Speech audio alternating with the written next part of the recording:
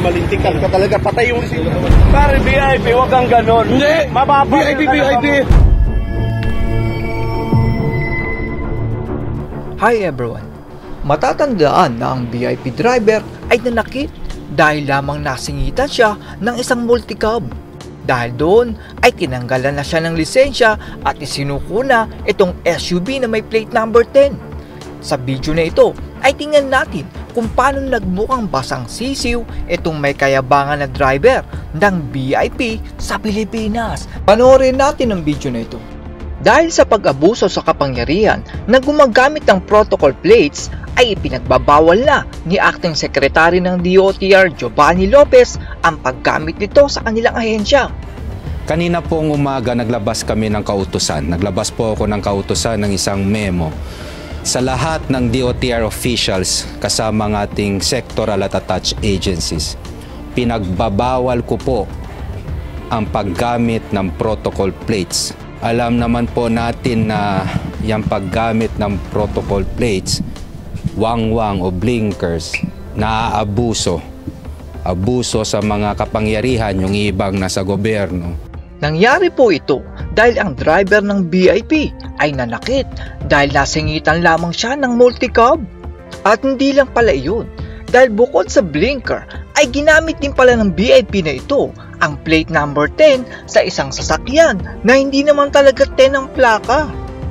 Sa isang private company pala ang may-ari ng Lexus na iyon at iniligay lamang ang plate number 10 dahil kay VIP. Tama po. At the name of the company, if I remember it right, is Stanwich.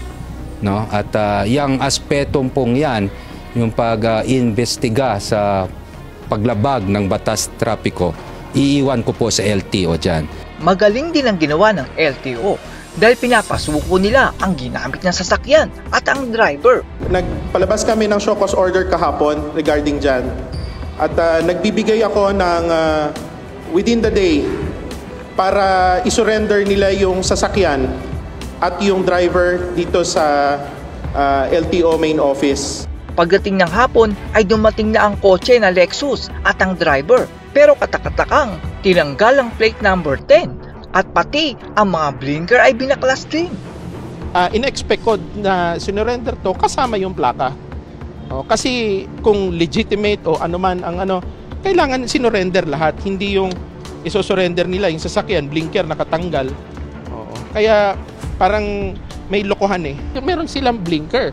Considering na private company, hindi naman to basta nilagay. Talagang sadyang nilagay ito. Kita naman natin sa video hanggang doon sa likod meron. Nakakatuwa din po ang ginawa ng LTO chief dahil pinapatanggalan niya ng lisensya ang mayabang na VIP driver at pinapa-impound ng sasakyan na may plate number 10. Saludo po kami sa inyo, LTO chief. Ngayon, VIP mo, ang recommendation ko, i-revoke na itong lisensya niya at i-impound itong Lexus. Para magkaalaman, para malaman natin kung ano ang totoo. Hindi tayo nakikipagbiruan. Hindi naman dumating si Mr. VIP, pero ayon sa LTO ay dapat magpaliwanag din siya dahil konektado siya sa driver at kung saan nakuha ang sasakyan. Dahil siya yung may dala ng sasakyan, pero siyempre sa level ng aming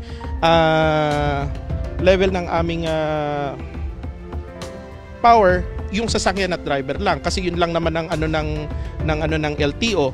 Pero syempre kailangan din magpaliwanag sa amin kasi nakakonect lahat eh. Si Mr. VIP naman po ay nag-file ng leave of absence hanggang sa matapos ang investigasyon. Yusek Alfonso nag-file po ng leave of absence dahil while pending itong investigation po. I may suggest kay Yusek Alfonso might as well indefinite until pending yung investigation. Ganun naman po talaga ang proseso. Ang pinakalayunin at purpose naman po niyan ay yung respondent will not exert influence sa pag-iimbestiga. Sa DOTR naman po, gumugulong na po yung administrative case ni Yusek Alfonso. Nakita natin ang magaling na ginawa ng Department of Transportation at ng LTO. Saludo po ako sa inyo sa inyong mabilis at magaling na aksyon.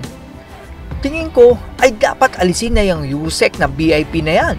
Dahil una sa lahat ay siya ang simbolo ng isang nasa gobyerno na abusado at ginagamit ng kapangyarihan upang malakit ang kapwa Pilipino. Nasingitan lang kayo ng isang naghahanap buhay na Pilipino ay sinaktan nyo na. Tama ba yon, VIP? Hindi porket VIP kayo ay may karapatan na kayong malakit ng inyong kapwa. Kung tutusin nga po, ay yung usik ng special concern na yan na tinatawag na VIP ay wala namang silbi yan. Tatakbo po ang Pilipinas kahit wala yung VIP na yan. Para lang yung patabaing baboy na sinusweldohan ng mga Pilipino kung saan ay abusado at akala mong hari ng kalsada. Ito namang bodyguard ng VIP, akala mo namang gagawa ng masama ang amo nilang VIP. Nasingitan lang ang sasakyan ng VIP ng isang naghahanap buhay na Pilipino, akala nyo kayo ang tagapagmana ng Pilipinas. Kung hindi nyo po alam mga VIP, ay ang mga Pilipino ang nagpapasweldo sa inyo. Ang mga tax na kinukolekta nyo sa mga naghahanap buhay na Pilipino ang nagiging dahilan kaya kayo malahari ang pamumuhay. Hindi nyo alam ang hirap ng mga Pilipino kasi mga VIP kayo Naka-Lexus pa kayo na may blinker at may 10 pa ang plaka nyo pero wala namang kayong silbi at patabaing baboy lang ng taong bayan. Sana ay alisin na po yung VIP na yan sa pwesto dahil marami namang matitilong Pilipino na nasa gobyerno at nangangarap na maglingkod sa Pilipino na hindi mayabang at hindi aabusuhin ang kanilang posisyon. Ang dapat po na ginawa na itong VIP na ito ay sinabihan niya ang kanyang mga patabaing bodyguard na dapat ay maging mabuti sa mga Pilipino.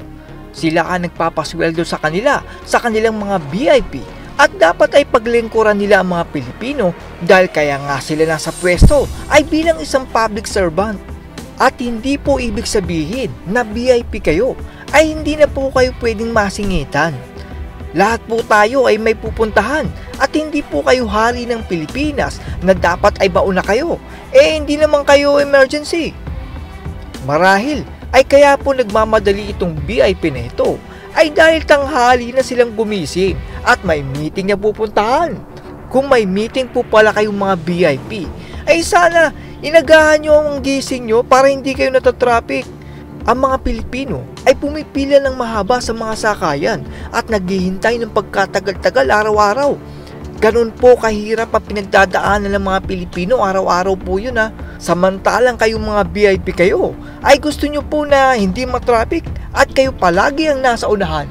Salamat po doon sa Department of Transportation at sa LTO dahil hindi nila kinonsinti ang abusadong VIP. Sa VIP na yon at sa bodyguard ng VIP ay sana maisip nyo po na hindi kayo hinalal ng Pilipino. Kinuha kayo para maglingkod sa Pilipino pero kayabangan at pagmamataas ang inyong ipinakita na para bang kayo ang may-ari ng Pilipinas. Sana maisip nyo po na wala kayo sa kinalalagyan nyo kundi dahil sa pagpapagod ng pangkaraniwang Pilipino. That's all everyone. Salamat sa inyong panonood. This is Chuck and you're watching Biker Drone.